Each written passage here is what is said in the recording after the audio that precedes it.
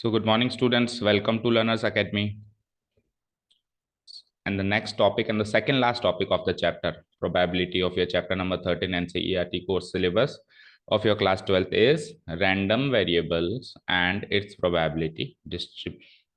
ठीक है, ये हमारा फोर्थ टॉपिक है, यानी सेकंड लास्ट टॉपिक है हमारे कोर्स का। इसके बाद बस एक टॉपिक और बचता है, बर्नौली ट्रायल।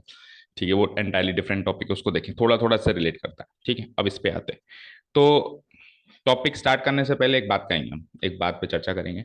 आपको इस बात पे आश्चर्य हुआ होगा जब आपने क्लास 12th में एंट्रेंस लिया होगा या क्लास 12th की बुक खोल के देखी होगी, तो इस बात पे आश्चर्य हुआ होगा कि नाइन्थ में स्टैटिस्टिक्स थी, 10th में थी, 11th में थी, 12th में स्टैटिस्टिक्स क्यों नहीं है? मतलब स्टैटिस्टिक्स का चैप्टर क्यों नहीं है मैथ्स में? अगर किसी ने इकोनॉमिक्स एज ए सब्जेक्ट ले रखा है ऑप्शनल में, तो उसकी तो पूरी किताब है स्टैटिस्टिक्स, वो एक अलग मैटर होगा। मैथ्स के अंदर स्टैटिस्टिक्स आखिरी चैप्टर हुआ करता था, 9th में भी था, 10th में भी था, 11th में भी था। पढ़ी नहीं, शायद आपने ध्यान नहीं दिया होगा, पर 11th में भी था। लेकिन 12th में आखिरी चैप्टर प्रोबेबिलिटी क्यों दे रखा है? स्टैटिस्टिक्स कहाँ गया? है ना। और टीचर्स 11th में भी कहते थे कि ये स्टैटिस्टिक्स का पार्ट 12th में काम आएगा, तो कहाँ काम आएगा? तो वो स्टैटिस्टिक्स ना होने की कमी ये एक्सरसाइज पूरी कर देगी। सो बेसिकली इन शॉर्ट आपको एक बात कर दूं मैं कि दिस टॉपिक, अभी मीनिंग नहीं बताया मैंने, but this topic is a combination of statistics and probability. Statistics and probability. तो एक बार के लिए आप स्टैटिस्टिक्स जोन में आ जाइए बेटा। स्टैटिस्टिक्स के बारे में हम जो भी जानते हैं, मीन, मीडियन, मोड, जितना भी 11th क्लास में हम वेरिएंस भी सीख के आए हैं, वेरिएंस, वेरिएबिलिटी, स्टैंडर्ड डेविएशन, वो सब अब प्रोबेबिलिटी के साथ में अप्लाई होगा। समझ में आया? इसके साथ अप्लाई होगा प्रोबेबिलिटी के। सब प्रोबेबिलिटी के साथ कैसे अप्लाई होगा? तो शॉर्ट में बात को समझो। देखो, हम अभी तक स्टैटिस्टिक्स कुछ ऐसे अप्लाई करते थे कि इधर तो हमारे डिस्ट्रीब्यूशंस होते थे जिसको अपन एक्स आई कहते थे, और इधर उनकी फ्रीक्वेंसीज होती थी, याद है? और फिर इस कॉम्बो पे, इस एक्स आई और एफ आई की मदद से अपन ने क्या नहीं निकाला है? सब कुछ निकाला है। अपन ने मीन भी निकाला है, अपन ने मीडियन, मोड सब निकाला है इन दो कॉलम्स की मदद से, है ना। कुछ भी क्वेश्चन आ जाए एक्स आई एफ आई तो देता है वो। स्टेटिस्टिक्स की बात करें तो पर्टिकुलरली, तो हमको कुछ भी क्वेश्चन आता है तो वो यही तो देता है, या तो मीन निकलता है या मीडियन या मोड, यही देता है। या फिर 11th क्लास के टॉपिक्स की बात करें, वेरिएंस एंड स्टैंडर्ड डेविएशन, या जो भी एक्सपेक्टेशन जो भी हमने सीखी, उसके लिए भी तो यही देता है। अब सर प्रोबेबिलिटी के साथ कैसे इसको पैचअप करोगे? सो प्रोबेबिलिटी के साथ ऐसे पैचअप करेंगे, देखना ध्यान से। ये प्रोबेबिलिटी घुसी स्टैटिस्टिक्स में, एफ आई को पी आई कर दिया, दैट्स इट। यानी जो फ्रीक्वेंसीज हुआ करती थी, अब वो उस वेरिएबल की प्रोबेबिलिटी होगी। जैसे एक्स आई क्या होता था, 2 3 4 5 6, तो उसकी फ्रीक्वेंसी लेते थे पहले। फ्रीक्वेंसी कैसे लेते थे? दो कितनी बार रिपीट हुआ, तीन कितनी बार रिपीट हुआ, चार कितनी बार रेपिटेशन लेते थे। अभी प्रोबेबिलिटी लेंगे, दो की प्रोबेबिलिटी क्या, तीन की प्रोबेबिलिटी क्या, चार की क्या। सर वो कैसे निकालेंगे? Very easy. जैसे दो तीन बार रिपीट हुआ तो favourable cases 3 divided by total number of cases, तो उसकी पर्टिकुलर प्रोबेबिलिटी आ गई। नहीं समझ आया? फॉर एग्जाम्पल देखो, थोड़ा सा बैक में चलते हैं। लेट्स से कि ये है 2 3 4 5 6, लेट्स एग्जाम्पल, और ये 7 बार रिपीट हो रहा है, ये 10 बार हो रहा है, ये 5 बार हो रहा है, 6 बार हो रहा है, और ये 9 बार हो रहा है। तो ये तो गई फ्रीक्वेंसी। अब मान लो पी आई बनाऊं मैं, ऐसा करेंगे नहीं करेंगे मुझे नहीं पता, एक शॉर्ट सा एक हिंट ले रहे हैं कि topic is what is topic all about. So देखो, ये 7 बार रिपीट हुआ तो उसके favourable cases 7 divided by total cases कितने, सारे आइटम्स मिला के कितनी बार रिपीट हो रहे हैं, जो भी इसका टोटल 17 और 5 22 और 6 28 और 9 37, तो 7/37 इसकी प्रोबेबिलिटी हो गई। सिमिलरली इसकी भी आ जाएगी, इसकी भी आ जाएगी, इसकी भी आ जाएगी। अब इस कॉलम का कोई रोल नहीं है, क्योंकि प्रोबेबिलिटी एंड स्टेटिस्टिक्स में एक कॉलम तो रहता ही है ऑब्जर्वेशंस का, जिसको अपन कहते हैं ऑब्जर्वेशंस। तो अब उसकी फ्रीक्वेंसी ना लेके उस फ्रीक्वेंसी को प्रोबेबिलिटी में कन्वर्ट कर दिया। उस फ्रीक्वेंसी को हमने किस में कन्वर्ट कर दिया? प्रोबेबिलिटी। तो हम ऐसे भी नहीं करेंगे कि एक पहले एफ आई बनाएंगे फिर पी आई बनाएंगे, हम क्या है, डायरेक्ट भी कन्वर्ट कर देंगे कई बार। कुल मिला के अभी एक्स आई और पी आई का खेल है। एक्स आई मतलब any observation, X1 X2 X3 ये ऑब्जर्वेशन होते हैं। पी आई मतलब probability of those observation, P1 P2 P3, इसको शॉर्ट में पी आई का नाम दे दिया। क्लियर है? शुरू करें अभी टॉपिक को। ठीक है ना, हिंट मिल गया क्या होने वाला है इस एक्सरसाइज में हमारे साथ। ओके नाउ अब मैं कर देता हूं उसको डिलीट। अब टॉपिक के नाम में कुछ शब्द लिखे हुए हैं, random variables and it's probability distribution. उसकी प्रोबेबिलिटी डिस्ट्रीब्यूशन, ये बात तो सर समझ में आ गई, पर किसकी? रैंडम वेरिएबल की। किसकी? तो ये रैंडम वेरिएबल को समझना पड़ेगा, ये क्या चीज है, इसको समझना पड़ेगा कि ये क्या चीज है। तो रैंडम वेरिएबल में आप देख पा रहे हो कितने शब्द हैं? दो शब्द हैं। कितने शब्द हैं? एक रैंडम, एक वेरिएबल। चलो रैंडम को भूल जाओ, वेरिएबल तो समझ में आता है क्या होता है वेरिएबल, एक्स और वाई, जनरली एक्स और वाई। जो चीज बदल रही है वो वेरिएबल है, जो चीज बदल रही है वो वेरिएबल है। और ये वेरिएबल अलग अलग टॉपिक के अंदर मैं मेरे हिसाब से डिसाइड करता हूँ। जैसे किसी में मैं लिख देता हूँ let the cost of the object be X, किसी में मैं लिख देता हूँ let the age of Ram be X, किसी में मैं लिख देता हूँ लेट फलाना ऑफ डी का इज इक्वल्स टू एक्स। कुछ भी एक्स मेरी वजह तरफ से रखता हूँ मैं मेरी तरफ से डिफाइन करता हूँ एक्स को। तो अभी भी आप वेरिएबल को आपकी तरफ से डिफाइन करेंगे as per the given question. अब गिवन क्वेश्चन मान लो कॉस्ट है तो आप ऐसे तो ना एज मान लो, as per the given question आप वेरिएबल को डिफाइन कर दोगे। अब वो वेरिएबल जो आपने डिफाइन किया, चाहे से कॉस्ट है, चाहे से अमाउंट है, चाहे से जीता हुआ प्राइस है, कुछ भी आपने डिफाइन किया, वो वेरिएबल क्वांटिटी, वो जो चीज है वो किसी रैंडम एक्सपेरिमेंट से एसोसिएटेड है। अब रैंडम एक्सपेरिमेंट क्या होता है, प्रोबेबिलिटी के इंट्रोडक्शन में बताया हुआ है कई बार। कोई भी हम एक्सपेरिमेंट करके देखते हैं रैंडम एक्सपेरिमेंट, जैसे डाइस उछालना, कॉइन उछालना, ये सब रैंडम एक्सपेरिमेंट्स हैं। किसी बैग में से बॉल उठाना, ये सब रैंडम एक्सपेरिमेंट्स हैं। उस एक्सपेरिमेंट से एसोसिएटेड मैंने एक वेरिएबल अटैच कर दिया, उस अटैच वेरिएबल को कहते हैं रैंडम वेरिएबल। अब कैसे किया एक एग्जांपल देते हैं, कैसे किया एक एग्जांपल देते हैं, ठीक है। मैंने खुशी आपके साथ एक गेम खेला। मैंने कहा कि अपन एक काम करते हैं, दो कॉइन्स उछालते हैं, दो कॉइन्स उछालते हैं। तो आप कहोगे सर दो कॉइन अगर हम उछालेंगे तो सैंपल स्पेस ये बनेगा,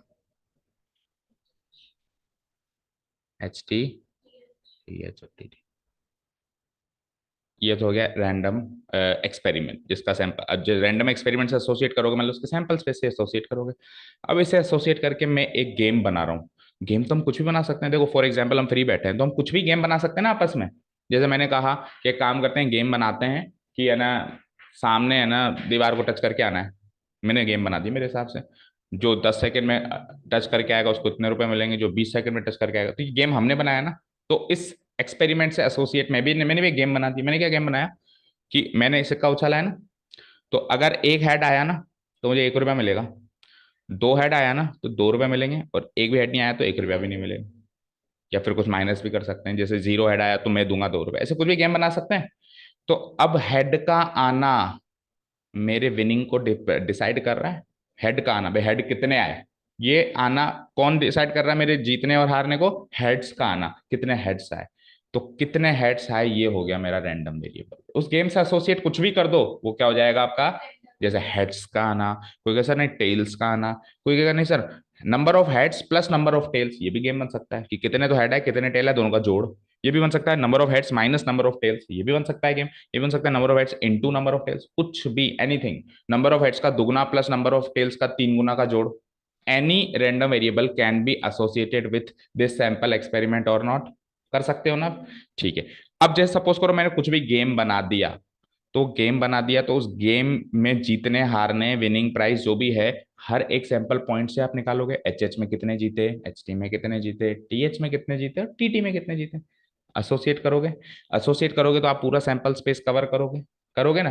तो यानी कि हर एक सैंपल पॉइंट का जो प्रोबेबिलिटी होगी वो पूरी सैंपल स्पेस को कवर करेगी या नहीं करेगी, करेगी ना। तो रैंडम वेरिएबल एक ऐसी चीज है जो कि क्या एक वेरिएबल है, कोई भी गेम का एक हिस्सा है जो कि एक सैंपल स्पेस से एसोसिएट कर दिया जाता है, और उस वेरिएबल की अलग अलग सैंपल पॉइंट पे वैल्यू निकाली जाती है। जैसे मैंने कहा नंबर ऑफ हेड्स, मैंने क्या कहा नंबर ऑफ हेड्स। तो इस सैंपल पॉइंट पे जैसे, अच्छा उस रैंडम वेरिएबल को अपन किससे डिनोट कराते हैं, अपन किसी भी वेरिएबल को किससे डिनोट कराते हैं, एक्स से, है ना। तो रैंडम वेरिएबल को अपन कैपिटल एक्स से डिनोट कराएंगे, किससे कराएंगे, किसी भी वेरिएबल को अपन किससे डिनोट कराते हैं, स्मॉल एक्स से। तो अब की बार रैंडम वेरिएबल को किससे डिनोट कराएंगे, कैपिटल एक्स। तो इस एक्स की वैल्यू निकालूंगा अलग अलग सैंपल पॉइंट पे। मैंने एक्स का मतलब क्या रख दिया, गेम क्या बना दिया, नंबर ऑफ हेड्स। तो अगर मैंने इसका मतलब रख दिया नंबर ऑफ हेड्स, तो इस पर भी मैं इस एक्स की वैल्यू निकालूंगा, इस पर भी निकालूंगा, इस पर भी निकालूंगा, सब पे निकालूंगा, कोई भी छूटना नहीं चाहिए, क्योंकि ये नंबर ऑफ हेड्स इस गेम से एसोसिएटेड है। तो इधर नंबर ऑफ हेड्स कितने हैं, 2, इधर नंबर ऑफ हेड्स कितने हैं, 1, इधर नंबर ऑफ हेड्स कितने हैं, 1, इधर नंबर ऑफ हेड्स कितने हैं, 0। तो एक्स की ये वैल्यूज हो गई इस रैंडम एक्सपेरिमेंट से एसोसिएटेड, एक्स की ये पॉसिबल वैल्यूज हैं 2 1 1 0, जिसको शॉर्ट में अपन कह सकते हैं 0 1 2 या 2 1 0। भाई क्या क्या एक्स की वैल्यू आ सकती है, 2 आ सकती है सर। नंबर ऑफ एक्स क्या क्या आ सकते हैं, 2 आ सकते हैं, 1 आ सकते हैं सर। तो मैंने कहा जो मैंने रैंडम वेरिएबल बनाया, जो मैंने गेम बनाया, उस गेम की क्या क्या वैल्यू हो सकती है, उस एक्स की क्या वैल्यू हो सकती है। तो अब ये एक्स बदल रहा है, चेक करो, ये एक्स बदल रहा है ना। कभी 2 बन जाता है, कभी 1 बन जाता है, कभी 0 बन जाता है। तो ये वेरिएबल है, प्लस ये एक रैंडम एक्सपेरिमेंट से एसोसिएटेड है, इसीलिए इस एक्स को कह दिया जाएगा भैया आप रैंडम वेरिएबल हो, आप रैंडम एक्सपेरिमेंट से एसोसिएटेड हो और आप एक वेरिएबल हो, so you are what, you are random variable. ये चीज समझ में आई। और फिर अब एक्स की वैल्यू क्या क्या पॉसिबल केसेस हुई, 0 1 2, असेंडिंग ऑर्डर में रखूं या डिसेंडिंग ऑर्डर में रखूं, तो 0 आने की प्रोबेबिलिटी भी निकाल सकता हूं। 0 कितने केसेस में आ रहा है, एक बार ही आ रहा है आउट ऑफ 4, तो इसकी प्रोबेबिलिटी 1/4। 1 आने की 2 केसेस हैं भाई इसमें, तो 2/4, और 2 आने की कितनी प्रोबेबिलिटी है, वापस 1/4। तो ये तो हो गया मेरा एक्स, ये हो गई उसकी प्रोबेबिलिटी, ये तो हो गया मेरा रैंडम वेरिएबल, ये हो गई उसकी प्रोबेबिलिटी डिस्ट्रीब्यूशन। और फिर अब ये टेबल बन गई जैसे एक्स आई एफ आई बनता था, ये क्या बन गया, एक्स आई पी आई बन गया।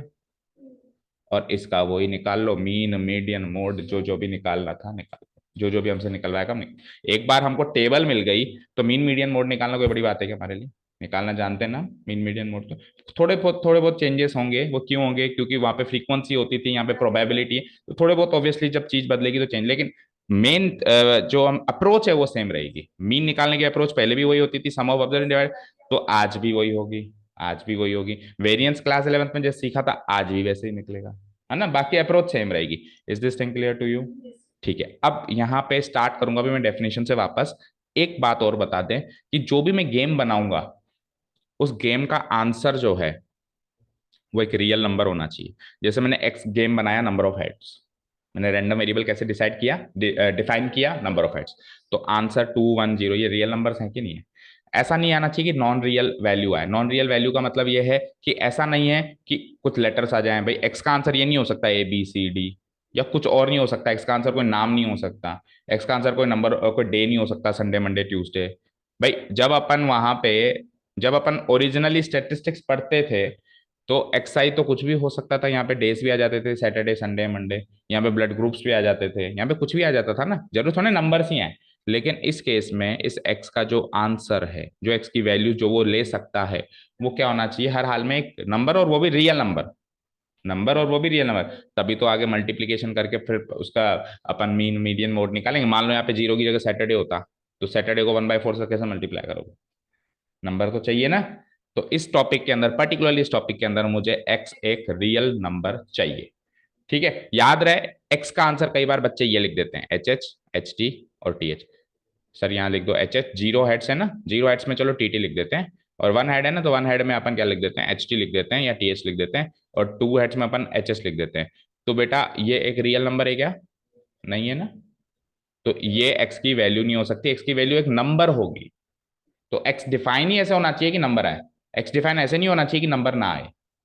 समझ में आई बात, जैसे मैंने एक्स को डिफाइन किया कि first letter of English alphabet, second letter of English alphabet, third letter of English alphabet, तो अब एक्स का आंसर क्या आएगा, ए बी सी, तो नंबर नहीं आया ना, तो ये एक्स नहीं हो सकता। एक्स मेरा डिफाइन ही ऐसा होना चाहिए कि उसका answer, the possible values which X can take should be a real number. Done, start करें फाइनली। ठीक है, अब जब ये टॉपिक स्टार्ट करेंगे तो सर इसमें कितनी स्टेजेस होंगी, तो एक बार मैं स्टेजेस बता देता हूं और फिर एक एक करके स्टार्ट करेंगे। सबसे पहले तो हम क्या करेंगे, हमारे सामने एक प्रॉब्लम आएगी, उस प्रॉब्लम में अपन क्या करेंगे, एक वेरिएबल अज्यूम करेंगे, रैंडम वेरिएबल जिसका नाम रख देंगे एक्स। अजम्पशन, पहला पार्ट क्या आएगा, अजम्पशन। मान लिया, ये नोटिंग का काम कर लोगे वीडियो से, अभी समझा दें।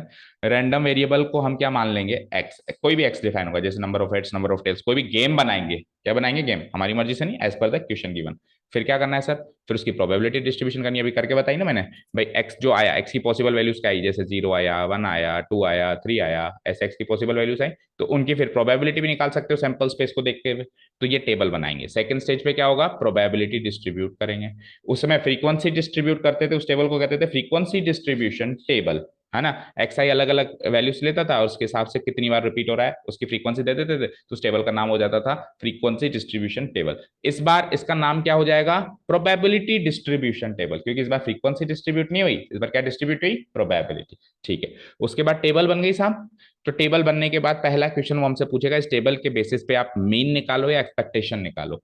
अब देखो, जब फ्रीक्वेंसी डिस्ट्रीब्यूशन टेबल होती है तो मीन मीन ही रहता है, लेकिन जब प्रोबेबिलिटी डिस्ट्रीब्यूशन हो जाती है तो मीन का नाम बदल के एक्सपेक्टेशन भी, मतलब मीन भी बोल सकते हैं बट उसको एक्सपेक्टेशन भी बोल सकते हैं, कि नंबर ऑफ हेड्स 2 आने के चांसेस बताओ, एक्सपेक्टेशन बताओ, एक्सपेक्टेशन समझते हो ना, चांसेस बताओ। तो चांसेस प्रोबेबिलिटी से कनेक्ट होता है ना, चांसेस फ्रीक्वेंसी से कैसे कनेक्ट होगा, तो वहां पे इसका नाम एक्सपेक्टेशन नहीं था, लेकिन जैसे ये फ्रीक्वेंसी डिस्ट्रीब्यूशन से प्रोबेबिलिटी डिस्ट्रीब्यूशन बन जाती है, तो मीन का मतलब एक्सपेक्टेशन भी हो जाता है। तो कल को मीन पूछे या एक्सपेक्टेशन पूछे तो आपको एक ही चीज निकालनी, एक ही चीज निकालनी, ठीक है ना। और उसको डिनोट किससे कराते हैं, या तो ई, एक्सपेक्टेशन का ई हो गया, ई ऑफ एक्स, जो भी एक्स गेम माना है आपने, नंबर ऑफ हेड्स माना है, नंबर ऑफ टेल्स माना है, ठीक है। और दूसरा उसको किससे रीड कराते हैं, म्यू, इसको कैसे रीड करते हैं, म्यू, ठीक है ना, ऐसे यू नहीं है, ये म्यू है ना, ग्रीक लेटर है, ठीक है। अब मीन एक्सपेक्टेशन के बाद में अगली स्टेज में अगला क्वेश्चन आपसे पूछता है वेरिएंस और फिर स्टैंडर्ड डेविएशन। लास्ट ईयर आपके कोर्स में केवल इतना ही था, मतलब ये दो पार्ट्स क्या थे,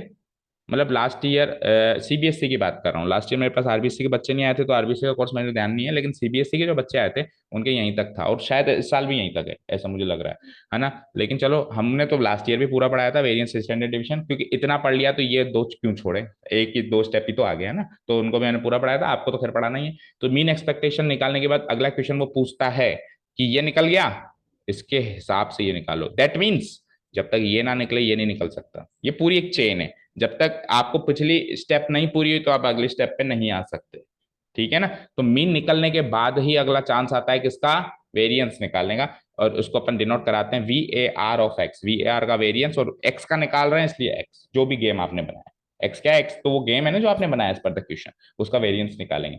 वेरिएंस का सिंपल मीनिंग ये होता है वेरिएबिलिटी, नजदीकता या निकटता, आपके जो ऑब्जर्वेशंस हैं वो आपके मीन से कितनी दूर हैं, इसको कहते हैं वेरिएंस, ठीक है। जैसे मान लो एक टेबल के अंदर ऑब्जर्वेशन है 1 2 3 4 5 6 अप टू 100, और मीन आ गया 50, तो जो मीन है वो एक से बहुत दूर है, दो से थोड़ा पास है, तीन से थोड़ा पास है, चार से थोड़ा पास है, 50 से बिल्कुल पास नहीं है, बिल्कुल पास है मतलब जीरो है, उसकी डिफरेंस कितना है। तो आपका जो मीन है वो आपके बाकी ऑब्जर्वेशन से कितना कितना कितना कितना दूर है, इसको कहते हैं वेरिएबिलिटी या वेरिएंस। तो मीन निकलेगा तो ही तो दूरी देखोगे, मीन के बाद अगली, है ना, मीन निकालने के बाद ये निकलेगा अगली चीज, ठीक है। और इसको निकालने के हम दो मेथड्स डिस्कस करेंगे, एक बेसिक अप्रोच होगी और एक एडवांस अप्रोच होगी। बेसिक अप्रोच तो आपको समझ के लिए होती है, एडवांस अप्रोच क्वेश्चन सॉल्विंग के लिए होती है, क्योंकि एग्जाम में या एनसीईआरटी ने एडवांस अप्रोच को टिक मार्क किया है कि आपको ज्यादातर ये अप्रोच यूज करना, दोनों सीखेंगे अपन। एक बार जो वेरिएंस निकल गया उसके बाद स्टैंडर्ड डेविएशन निकालना केवल एक लाइन का गेम है, अगर आपने 11th में भी सीखा हो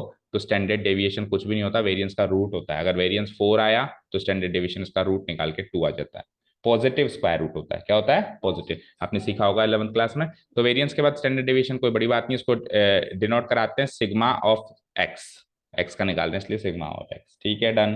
तो 5 स्टेजेस हैं, रिकॉल करो। सबसे पहले तो रैंडम वेरिएबल डिफाइन होगा, गेम बनेगा, मैं बैठे हैं हम दोनों फ्री, हम एक गेम बनाएंगे कि चलो ये गेम खेलते हैं, गेम ही नहीं है तो क्या बाकी चीजें, है ना। और उस गेम में मेरे कुछ विनिंग के चांसेस होंगे, आपके कुछ विनिंग के चांसेस होंगे।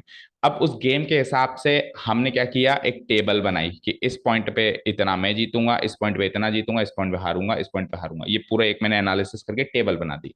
फिर जीतने के चांसेस, कोई कहता है कि आपके जीतने के चांसेस बताओ, दैट मीन्स एक्सपेक्टेशन, मीन या फिर एक्सपेक्टेशन। उसके बाद फिर अगली वेरिएंस, फिर उसके बाद अगली स्टैंडर्ड डेविएशन, चार्ट कंप्लीट। तो मैं एक बार और इसको स्क्रॉल कर देता हूं, आप वीडियो पॉज कर करके ये चार्ट कंप्लीट करेंगे, और अब एक वन बाय वन अपन इसमें से एक एक चीज उठाने वाले हैं। सबसे पहले क्या उठाएंगे, हम रैंडम वेरिएबल उठा लें। वैसे बता चुका हूं मैं रैंडम वेरिएबल क्या है, अब थोड़ा मैथमेटिकली और एनसीईआरटी डेफिनेशन के अकॉर्डिंग इसको डिफाइन करना स्टार्ट करते हैं। Okay, so the first topic is random variable. चलो, एनसीईआरटी डेफिनेशन पढ़ना बहुत जरूरी है ना, क्योंकि क्वेश्चन तो एनसीईआरटी से देखते हैं क्या कहता है।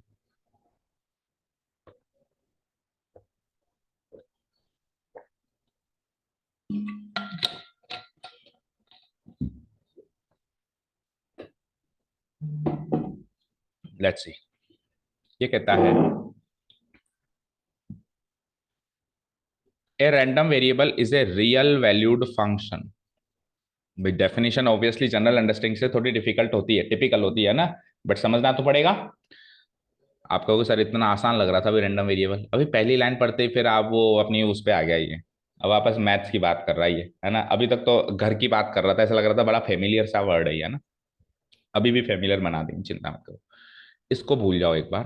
फंक्शन क्या होता है आपको ये पता है, रिलेशंस एंड फंक्शंस आपने सीखा है, आपको बड़े ही सिंपल सी शब्दों में फंक्शंस पढ़ाया गया था कि फंक्शन इज ए मशीन जिसके अंदर कुछ इनपुट देते हैं, डोमेन, और रेंज मिलती है हमको आउटपुट। जैसे मैंने कह दिया f(x = x स्क्वायर), तो मैं 1 दूंगा तो 1 का स्क्वायर, 2 दूंगा तो 2 का स्क्वायर, 3 दूंगा तो 3 का स्क्वायर। तो x की अलग अलग वैल्यूज पे मुझे फंक्शन की वैल्यू मिलती चाहिए। तो ये कह रहा है रैंडम वेरिएबल भी तो एक गेम था, तो उसको भी मशीन मानो। यहां से आपने एक इनपुट दिया, वहां से आउटपुट मिला। सर ये कैसे? जैसे मैंने कहा एक्सपेरिमेंट डिफाइन किया, टॉसिंग अ कॉइन, तो क्या क्या मेरे पास सैंपल पॉइंट्स बने, H H, H T, T H और टी टी। अब मैंने गेम बनाया नंबर ऑफ हेड्स, तो नंबर ऑफ हेड्स मैं एच एच के हिसाब से भी देखूंगा, एच टी के हिसाब से भी देखूंगा। तो मैंने वो मशीन में एच एच डाला, तो नंबर ऑफ हेड्स कितने, इसमें 2 है, आउटपुट में 2 निकला। मशीन का नाम है नंबर ऑफ हेड्स, फंक्शन का नाम है नंबर ऑफ हेड्स। अब मेरे पास मैं डालूंगा क्या क्या इनपुट, इनपुट आप सारे के सारे सैंपल पॉइंट्स डालोगे, एक भी नहीं छोड़ोगे। इनपुट आप क्या डालोगे, सारे के सारे सैंपल पॉइंट्स डालोगे, एच एच भी डालोगे, एच एच टी जितने भी है ना, अगर 10 है तो 10, 10,000 है तो 10,000, सब पे देखना पड़ेगा इसको, है ना। ठीक है, तो मेरे पास अभी 4 सैंपल पॉइंट्स, मैंने एच एच डाला। अब मैंने गेम बनाया नंबर ऑफ हेड्स, तो नंबर ऑफ हेड्स कितने हैं उसमें, 2, तो आंसर आउटपुट आ जाएगा 2। फिर मैंने एच टी डाला, नंबर ऑफ हेड्स कितने हैं, 1, तो आंसर आ जाएगा 1। फिर मैंने टीएस डाला, तो भी आंसर क्या आ जाएगा, 1। तो फंक्शन याद करो, फंक्शन क्या होता था, जिसमें दो लोगों का एक आंसर हो सकता है। तो एच टी का आंसर भी 1 आ रहा है, टीएस का आंसर भी 1 आ रहा है ना। अभी एक मैंने, हाँ हाँ, काउंट एक बार ही होगा कि इसका आंसर 1 आ रहा है, लेकिन 2 सैंपल पॉइंट्स का आंसर तो एक बार आ रहा है ना। ठीक है, नाउ व्हाट, टीटी डाला तो नंबर ऑफ हेड्स है 0, तो इसका आंसर है 0। तो हमने इसका एक वो बना लेते हैं, मैपिंग करते थे अपन रिलेशंस एंड फंक्शंस में। तो लेट से ये मेरा सेट ए है, सेट ए क्या है, सेट एस सही है ना, सैंपल स्पेस है। क्या क्या आंसर आ रहे थे मेरे सैंपल स्पेस के, H H, H T, T H and T T, ये मेरे आंसर आ रहे थे, सैंपल पॉइंट्स आ रहे थे। और ये था मेरा इस मशीन में से निकलने वाला आउटपुट। ठीक है ना। और मैंने अभी क्लोजली एनालाइज किया तो मैंने देखा सर 3 तरह के आउटपुट निकल रहे हैं यहाँ पे। एक तो निकल रहा है 2, एक निकल रहा है 1 और एक निकल रहा है 0, इसके अलावा कोई आउटपुट नहीं निकल रहा है ना। तो ये जो एस है, ये तो है सैंपल पॉइंट्स, और ये जो 210 है ये है एक्चुअली एक्स। एक्स की वैल्यू क्या क्या हो सकती है, 210। ठीक है ना। तो अब मैंने मशीन के अंदर एच एच डाला, तो आउटपुट क्या निकला, 2। मैंने एच टी डाला तो आउटपुट क्या निकला, 1। टी एच डाला तो आउटपुट क्या निकला, अगेन 1। और टी टी डाला तो आउटपुट क्या निकला, 0। तो फंक्शन क्या होता था, याद करें, फंक्शन की 2 इंपॉर्टेंट डेफिनेशन होती थी, कितनी, 2। पहली इंपॉर्टेंट डेफिनेशन कि इधर से कोई भी छूटना नहीं चाहिए, मतलब इधर कोई ऐसा वैल्यू नहीं रखी होनी चाहिए जिसका कोई आंसर ही ना मिले, जिसका कोई आंसर ही ना मिले। जैसे सपोज करो मैं यहां रख देता एच एच एच, तो एच एच एच से रिलेटेड कोई आंसर है, 3 हेड का कोई ऑप्शन दिख रहा है यहाँ पे, नहीं दिख रहा है, तो ये अकेला रह जाता, तो ये उसको मैं फंक्शन नहीं मानता। मतलब मशीन ऐसी है जिसके अंदर इनपुट डालें तो अंदर ही खा जाती है, आउटपुट ही नहीं देती, तो वो मशीन बेकार हुई ना। मैं जूसर मिक्सर ग्राइंडर लाया, मैंने यहाँ से मैंगो डाला तो मैंगो जूस मिला, ऑरेंज डाला तो ऑरेंज गायब हो गया, कुछ निकला ही नहीं। मैं कहूंगा मशीन ही खराब है, दे के आ जाऊंगा मैं वापस इसको, भंगार मशीन ही तो है ना, समझ में आ गया। सो फंक्शन इज समथिंग जो हर एक इनपुट पे एक आउटपुट दे, या तो वो इनपुट उसके पिटारे में होना ही नहीं चाहिए, या तो मेरे जो बैग है उसमें ऑरेंज होना ही नहीं चाहिए, है तो उसको जूस निकालना ही पड़ेगा, तभी मशीन सही है। डन। और दूसरी डेफिनेशन क्या थी फंक्शन की, एक डेफिनेशन और थी कि मैंगो डाला है तो मैंगो जूस निकला है आज, तो कल भी मैंगो जूस ही निकले, कल मैंगो डालने से ऑरेंज जूस ना निकल जाए, तो भी मैं कहूंगा यार मशीन पागल है, मैंगो से कभी तो मैंगो जूस बनाती है, कभी ऑरेंज बनाती है। समझ गए, यानी कि एक इनपुट से जो आउटपुट फिक्स हो गया वही आउटपुट रहना चाहिए हमेशा, आज कल परसों, irrespective of time, irrespective of place. ऐसा नहीं है कि इंडिया में तो मैंगो जूस निकल रहा है, अमेरिका में मैंगो डालने से ऑरेंज जूस निकल रहा है, तो भी मशीन खराब है। किसी भी प्लेस पर किसी भी टाइम पे आउटपुट तो फिक्स होना चाहिए, जैसे एच एच का आउटपुट 2 है तो आज भी 2, कल भी 2, परसों भी 2। ऐसा नहीं है कि सर आज तो 2 आ रहा था और कल 1 आ गया, तो एच एच की मैपिंग 2 से नहीं होनी चाहिए, एच एच की मैपिंग 2 से फिक्स हो गई तो 2 से ही रहनी चाहिए। एक की 2 से या 3 से मैपिंग नहीं हो सकती, दो की एक या 2 की या 3 की 1 से जरूर हो सकती है। हमने सीखा one one function, many one function, तो ये एक तरीके से मैनी वन फंक्शन है, देख पा रहे हो आप भाई, इन दोनों की मैपिंग 1 से हो रही है, तो 2 की 1 से हो सकती है, बाकी ऐसे नहीं हो सकती कि 1 की 2 से हो गया, है ना। तो ये 2 इंपॉर्टेंट डेफिनेशन, फंक्शन नहीं होगा फिर वो रिलेशन होगा, फिर वो क्या होगा, सिंपली एक रिलेशन। ठीक है, तो फंक्शन की दोनों डेफिनेशन ये फुलफिल कर रहा है। ठीक है, अब फंक्शन समझ गए, तो आप ये बात को एग्री करते हो कि एक्स यहाँ पे रैंडम वेरिएबल एक फंक्शन है, क्योंकि दोनों बातों को पूरा कर रहा है, किसी भी आउट इनपुट को छोड़ नहीं रहा, प्लस मैनी वन हो सकता है, वन वन हो सकता है, वन टू मैनी नहीं हो सकता। अब सर इसके आगे एक चीज लिखी हुई थी, उसको आपने पहले तो कटवा दिया था, बता दो, real valued. So do you know what is a real valued function, और रियल फंक्शन क्या होता है? एक तो होता है रियल वैल्यूड फंक्शन और एक होता है रियल फंक्शन। एक तो होता है real valued function valued function, और एक होता है real function. Sir real valued function में तो मतलब जो भी हमारा वो निकले आउटपुट निकले वो एक रियल वैल्यू होना यस, वेरी चाहिए। गुड। और रियल फंक्शन में आउटपुट निकले वो रियल निकले, वो तो आप इस डेफिनेशन से भी समझ गए कि आउटपुट 210 एक रियल नंबर निकल के आ रहा है। लेकिन what about input? Input real नहीं है ना। तो रियल वैल्यूड फंक्शन में इनपुट मैटर नहीं करता, कुछ भी हो, कुछ भी हो, है ना। और हिंदी में, हमारे हिंदुस्तान में, इंडिया में, कुछ भी को बताए क्या कहते हैं? फलाना डिमका। ठीक है, कुछ भी फलाना डिमका हो, मतलब मुझे फर्क ही नहीं पड़ता, आंसर रियल नंबर आना चाहिए। और रियल फंक्शन क्या कहता है? इनपुट भी रियल, आउटपुट भी रियल। मतलब यहाँ पे H S S T T S नहीं होना चाहिए, यहाँ पे भी नंबर्स होने चाहिए। तो रैंडम वेरिएबल में यहाँ तो यार सैंपल पॉइंट्स तो एच एस एस टी आएंगे ही सही ना। मैं एक्सपेरिमेंट बनाऊंगा तो जरूर थोड़ा ना कि मेरे सैंपल पॉइंट, जैसे मैंने थ्रोइंग डाइस किया तो उसमें तो चलो यहाँ पे मेरे 1 1 1 2 1 3 आएंगे, लेकिन थ्रोइंग कॉइन किया तो एच एस टी आएगा ही आएगा। तो फिर इसको रियल फंक्शन तो नहीं कह सकता। इनपुट कुछ भी ले लो, हाँ आउटपुट में रियल नंबर दूंगा, तो इसको रियल फंक्शन नहीं कह सकते, इसको क्या कहेंगे? Simply real valued function. अच्छा, हर real function real valued function है, बट हर real valued function real function नहीं है, क्योंकि रियल फंक्शन में आउटपुट तो आर आ गया ना, और रियल वैल्यूड को तो आर आउटपुट आर चाहिए था, तो रियल फंक्शन हो गया। रियल फंक्शन होना रियल वैल्यूड फंक्शन के अगली सीढ़ी है। तो अगर आप अगली सीढ़ी पे आ गए तो पिछली क्रॉस करके आए ना, 12वीं पास कर ली तो 10वीं तो पास मानी जाएगी ना आपकी। तो रियल फंक्शन है तो रियल वैल्यूड फंक्शन तो होगा, लेकिन रियल वैल्यूड फंक्शन है तो रियल नहीं है, फंक्शन हो भी सकता है, नहीं भी हो सकता है। तो ये कहता है रैंडम वेरिएबल एक रियल वैल्यूड फंक्शन है। समझ में आया? इनपुट कैन बी एनी फलाना डीम का, but output has to be a real number. यहां तक क्लियर है? आगे पढ़े डेफिनेशन को, बस यही सबसे इंपॉर्टेंट चीज थी पहली लाइन, अब आगे आपको समझ में आ जाएगा। ठीक है, आगे क्या कहता है कि रियल वैल्यूड फंक्शन है। अब फंक्शन की डोमेन और रेंज होती है, या कोडोमेन जिसको अपन कहते हैं, कभी कभी कोडोमेन रेंज बराबर होती है, कभी कभी अलग अलग भी होती है ना। कोडोमेन रेंज समझते हो भाई? आंसर किस पिटारे से ले रहे हो, है ना, वो तो होता है कोडोमेन। और आंसर क्या क्या आया वो होती है रेंज। आंसर किस पिटारे से ले रहे हो? जैसे आंसर मैंने ले लिया सारे रियल नंबर से, तो कोडोमेन क्या हो गया? Real number. लेकिन आया क्या क्या? 0 1 2। तो रेंज तो 0 1 2 होगी, क्योंकि आंसर आया ही है। उसमें मैं बाकी हटा दूंगा जो आंसर आया ही नहीं। और कोडोमेन में आपने सबको रखा हुआ है ना। तो कोडोमेन रेंज को जनरली अपन स्टार्टिंग में जब डिफाइन करते हैं तब तो अपन को अलग अलग मानते हैं, एक पॉइंट ऑफ टाइम के बाद फिर अपन उनको सेम मानना शुरू कर देते हैं, क्योंकि जनरली अपन को कोडोमेन क्वेश्चन में वही देता है जो उसकी रेंज है, जो आंसर आ सकते हैं ना। ठीक है। सो इसकी डोमेन और कोडोमेन क्या क्या होंगे, क्योंकि हर एक फंक्शन की डोमेन कोडोमेन होती है। डोमेन बोले तो इनपुट वाले आइटम्स का सेट, और कोडोमेन बोले तो आउटपुट वाले आइटम्स का सेट। तो डोमेन क्या होगी? सैंपल स्पेस के सारे सैंपल पॉइंट्स होंगे, नहीं होंगे? आप खुद सोचो। Baby H H H T T H यही तो थे मेरी डोमेन, यही तो इनपुट थी। तो रैंडम वेरिएबल एक ऐसा रियल वैल्यूड फंक्शन है जिसकी डोमेन क्या होगी? सैंपल स्पेस के सारे पॉइंट्स, जिसको अपन सैंपल स्पेस कहते हैं। ठीक है ना। उसका सेट को सैंपल स्पेस ही तो कहते हैं। कोडोमेन क्या होगी? एनी रियल नंबर, या एनी रियल नंबर का सेट, या रियल नंबर के सबसेट का सेट। जैसे कि रियल नंबर तो सारे होते हैं 1 2 3 4 5, मेरा आंसर तो 0 1 2 ही आया, तो ये 0 1 2 रियल नंबर का सबसेट है या नहीं है? है ना। तो कोडोमेन क्या होगी? Subset of real number. Domain क्या होगी? Sample space. बोलो डोमेन क्या होगी? कोडोमेन क्या होगी? रियल नंबर या उसका कोई सबसेट। रियल नंबर पूरा भी ले लेगा कभी कभार, और या फिर उसका कोई सबसेट ले ले। हाँ हाँ, any any anything, natural number, whole number, उस नेचुरल नंबर में से पर्टिकुलर कोई 10 नेचुरल नंबर, कुछ भी, पर रियल नंबर होना चाहिए। और डोमेन क्या होगा हर हाल में? Sample space. सैंपल स्पेस कहां से आएगा? Random experiments. डन। ओके। अब सर एक रैंडम एक्सपेरिमेंट से क्या एक ही गेम एसोसिएट किया जा सकता है ना? मैंने आज भी गेम खेला था खुशी के साथ, टॉसिंग ए कॉइन ट्वाइस का मैंने कल भी खेला था।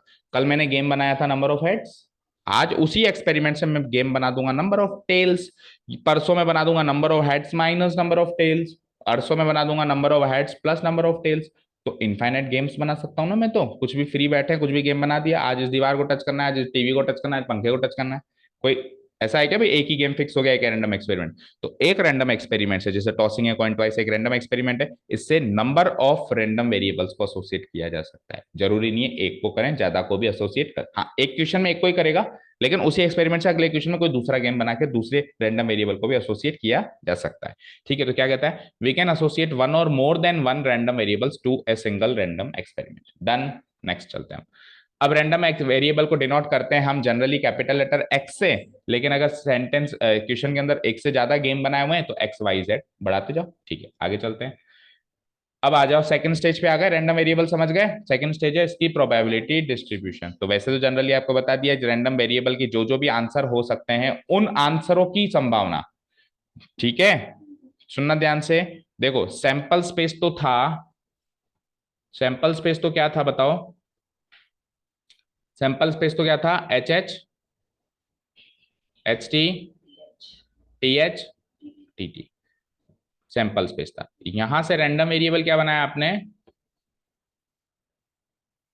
देखो जब भी मैं कहता हूं ना फंक्शन की वैल्यू, तो फंक्शन की वैल्यू मतलब उस मशीन के आउटपुट की वैल्यू, ना कि इनपुट की वैल्यू। जैसे मैंने फंक्शन का F X equal to X square, तो मैंने कहा कि इसमें फंक्शन की वैल्यू क्या क्या हो सकती है, that means I am interested in the matter की एक्स स्क्वायर की वैल्यू क्या क्या हो सकती है, ना कि एक्स की वैल्यू क्या क्या हो सकती है। फंक्शन की वैल्यू मतलब फंक्शन के आउटपुट की वैल्यू, ठीक है। तो रैंडम वेरिएबल की जो वैल्यू थी वो क्या निकली, जो एक्स की वैल्यू निकली, मतलब क्या क्या निकल के आई थी यहाँ से, 0 1 2, हम एक ही गेम को एसोसिएट कर रहे हैं बार बार ताकि उसे समझ अच्छी हो जाए, 0 1 2 ये थी। तो अब प्रोबेबिलिटी जो आएगी पी ऑफ एक्स, वो किसकी होगी बताओ, बोलो किसकी होगी, इसकी नहीं होगी, इसकी होगी। देखो वहां तो चार आइटम है, चारों की प्रोबेबिलिटी 1/4 1/4 1/4 1/4, वो नहीं लेनी है, एक्स की लेनी है। तो प्रोबेबिलिटी डिस्ट्रीब्यूशन किसका होगा, रैंडम वेरिएबल का होगा, सैंपल पॉइंट्स का नहीं होगा। सैंपल पॉइंट से तो रैंडम वेरिएबल बना दिया जाएगा, फिर इस रैंडम वेरिएबल का प्रोबेबिलिटी डिस्ट्रीब्यूशन देखा जाएगा एज पर जो भी इनकी अलग अलग प्रोबेबिलिटी आ रही है, ठीक है। क्या कह रहा है, ये कह रहा है probability distribution of a random variable x एक टेबल होती है, बेसिकली टेबल होती है 2 कॉलम की, कितने कॉलम की, अब उसके आगे क्या निकालना है फिर कॉलम बढ़ते जाते हैं। प्रोबेबिलिटी डिस्ट्रीब्यूशन की बात करें तो 2 ही कॉलम बनेंगे। एक कॉलम तो होगा वो सारे वैल्यूज को लेगा जो एक्स ले सकता है, जैसे 0 1 2, और एक कॉलम होगा उस 0 1 2 की प्रोबेबिलिटीज, है ना, in which one column contains all those values which X can take and the other column contains the respective probabilities of all those values of X. समझ आया, सिंपल सी भाषा में लिखा है। एक कॉलम में तो एक्स की जो वैल्यूज आएंगी हाल फिलहाल उसको मैंने डिनोट करा दिया x1 x2 x3 x4 से, जैसे 0 1 2 था, कुछ भी हो सकता है अब टू xn, नेचुरल नंबर किसी भी नेचुरल नंबर तक जा सकता है, ये 10 हो सकती है, 20 हो सकती है, 30 हो सकती है, जो भी वैल्यूज हो लेगा, है ना। तो मैंने इसको हाल फिलहाल डिनोट करा दिया x1 x2 x3 up to xn, और शॉर्ट में इसको डिनोट करा देते हैं अपन xi, स्टैटिस्टिक्स की दुनिया में जहाँ पे आई की वैल्यू 1 2 3 4 5 6 अप टू n जा सकती है, ठीक है ना। और इनकी प्रोबेबिलिटीज को मैं फिर डिनोट करा दूंगा P1 P2 P3 up to Pn, और शॉर्ट में इसको लिख देंगे Pi। यहां तक क्लियर है, अब सुनना ध्यान से, वापस चलते हैं हमारे उस गेम पे। बोलो सैंपल स्पेस क्या बना था, हर एक पार्ट को हम उसी गेम से समझेंगे, एक ही गेम से सब कुछ समझ में करते रहेंगे ना, तो पूरा गेम समझ में आ जाएगा ना।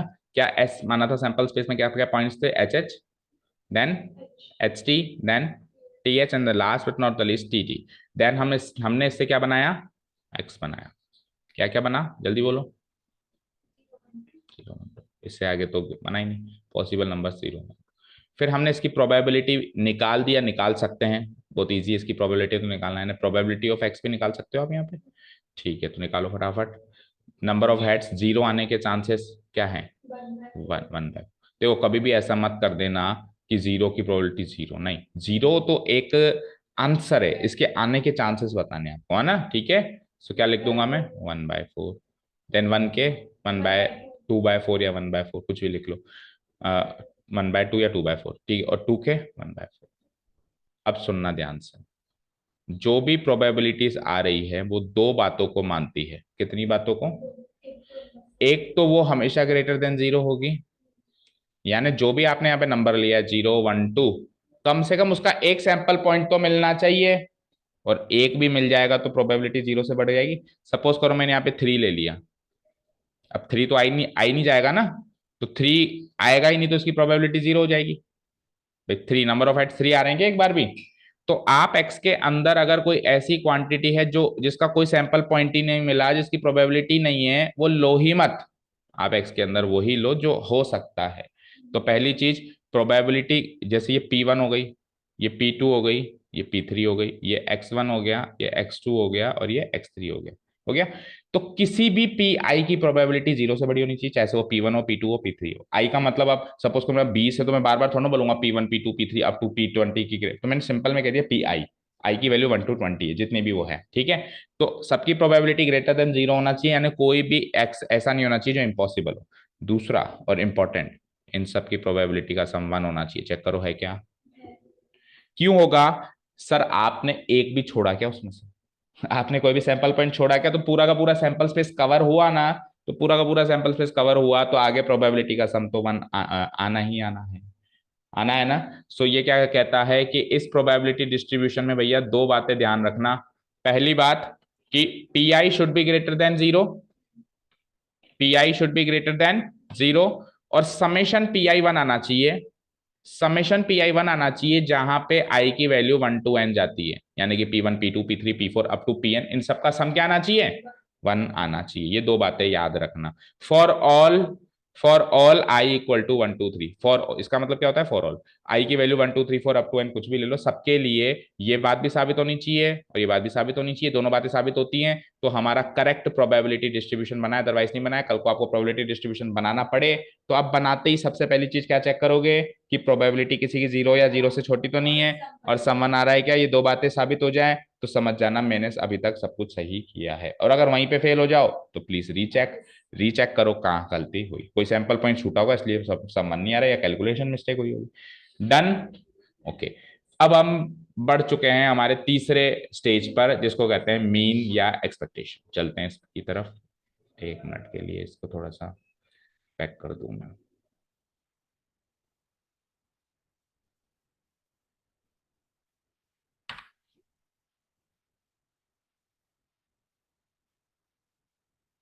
ओके फाइन, चलो अब नेक्स्ट सुनो भैया।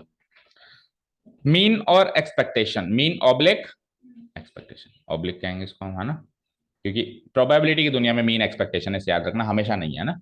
अब मीन और द एक्सपेक्टेशन क्या चीज है उसको समझने के लिए एक बार के लिए वापस स्टेटिस्टिक्स के कुछ टॉपिक्स को रिवाइज करते हैं। करें? तो मुझे बताओ, हमने स्टेटिस्टिक्स में ये सीखा है कि एक्सआई कॉलम जो है वो लेट से ऐसे है 4 5 6, या 1 2 3 4 5 ले लो, शॉर्ट छोटा सा ले लो, एग्जाम्पल ही देना है 1 2 3 4। तो मैं अगर आपसे पूछूंगा कि मुझे मीन बताओ जिसको अपन एक्स बार से भी डिनोट कराते हैं, तो कैसे निकालते थे अपन मीन? बताओ मीन कैसे निकालते थे? पूरे को पहले 5 4 9 10 एंड 15 हो गया, 15 को 5 से डिवाइड कर देंगे। आंसर आ जाएगा।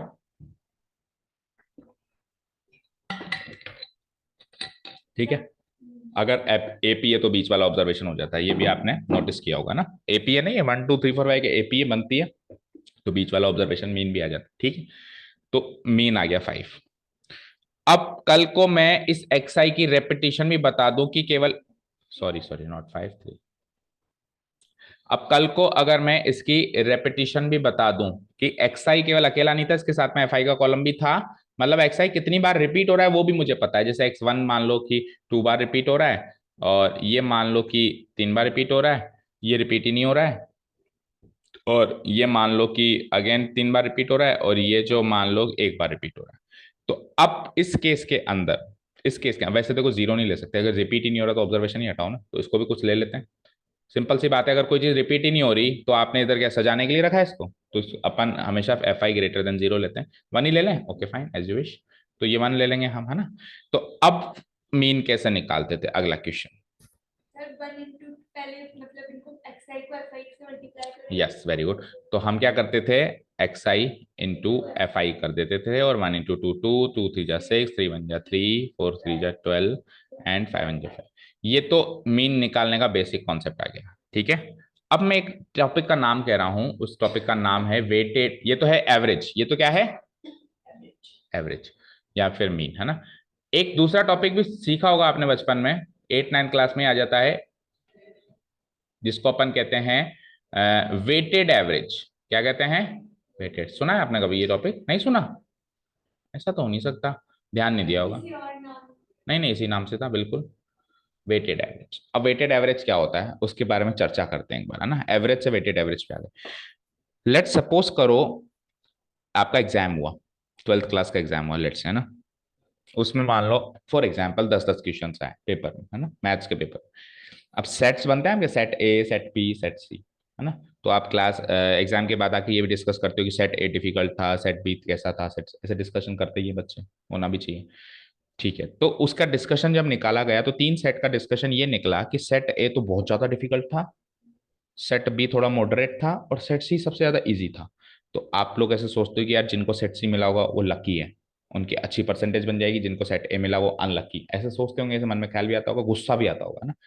तो एक बच्चे को बहुत ज्यादा गुस्सा आ गया, एक बच्चे को बहुत ज्यादा, तनिष्क जैसे बच्चे को बहुत ज्यादा गुस्सा आ गया। तो हमने उसने क्या किया, गवर्नमेंट में जाके एक सूट फाइल कर दी, मतलब एक रिट लगा दी कि इस एग्जाम को खारिज कर दिया जाए। यहाँ पे तो बराबर ईमानदारी तो है ही नहीं। एक बच्चा तो मान लो कि जिसको डिफिकल्ट पेपर मिला है, तो उसकी क्या गलती, उसकी तो परसेंटेज कम होगी, आगे चल के उसके जॉब के चांसेस कम होंगे, उसकी क्या गलती, उसकी सही भी है। और कई लोग लगाते भी हैं, लगानी भी चाहिए, अगर आपको लगता है कि आपके साथ नाइंसाफी हुई है अपने हक के लिए तो सबको लड़ना चाहिए। ठीक है, पर ऐसा नहीं कि आंधी तूफान कर दो, है ना। डिसिप्लिन फैशन में करना चाहिए, जो भी करो डिसिप्लिन, बिल्कुल ऐसे नहीं कि लड़ाई दंगे शुरू कर दो। डिसिप्लिन मैटर, मतलब जो भी उसका प्रॉपर तरीका है, रिट लगाने का, फाइल करने का, एप्लीकेशन लिखने का, वो पूरे प्रॉपर तरीके में आपको विरोध करना चाहिए अगर आपको लगता है आपके साथ गलत हो रहा है तो। ठीक है, फाइन, कर दिया उसने, कर दिया। तो फिर उसकी जांच की गई, जांच की गई तो जो आंसर, जो कंक्लूजन निकला वो निकला कि हाँ वाकई में ऐसा हुआ है। तो उन्होंने क्या कहा कि जो सेट ए है ना वो सबसे ज्यादा डिफिकल्ट था, और सेट बी जो था वो मॉडरेट था, और सेट सी जो था वो इजी था। तो उन्होंने क्या कहा, सेट ए के जो क्वेश्चन है ना उनको 3 वेटेज देंगे हम। सेट बी, क्योंकि वो बहुत ज्यादा डिफिकल्ट था, इसको 2 देंगे, और सेट सी को 1 to 1 ही रखेंगे। सेट सी को हम क्या रखेंगे, 1 to 1 ही रखेंगे। यानी कि जो डिफिकल्ट था उसका वेट बढ़ा दिया, भाई डिफिकल्ट है ना तुम्हारा तो तुम्हारा वेट भी बढ़ा दिया, तुमको एक क्वेश्चन के 1 नंबर नहीं मिलेगा, 3 नंबर मिलेंगे, और उसी से तुम्हारी परसेंटेज कैलकुलेट होगी। अब तो सही हो तुम, भाई तुम कहते हो कि सर मैं 10 में 10 नहीं कर पाया, मैं 10 में 5 कर पाया, तो भी तेरे को 15 मिल गए। ये 10 में 10 करने वाले को 10 ही मिले, समझ में। और ये मान लो इसने 8 किए तो 8 दूनी इसको 16 मिले। अब तो तू खुश है, तो तू 5 भी करके आएगा तो तेरे को 15 मिलेंगे, तेरे को तेरे हर एक क्वेश्चन को मैंने वेट बढ़ा दिया, उसका वजन बढ़ा दिया। ठीक है, और अब एवरेज निकालो, अब एवरेज निकालो। तो अब एवरेज क्या होगा, तीनों पेपर की मैं डिफिकल्टी लेवल को क्या कर दिया, एक बेस लेवल पे लिया है कि अब सब कुछ होगा।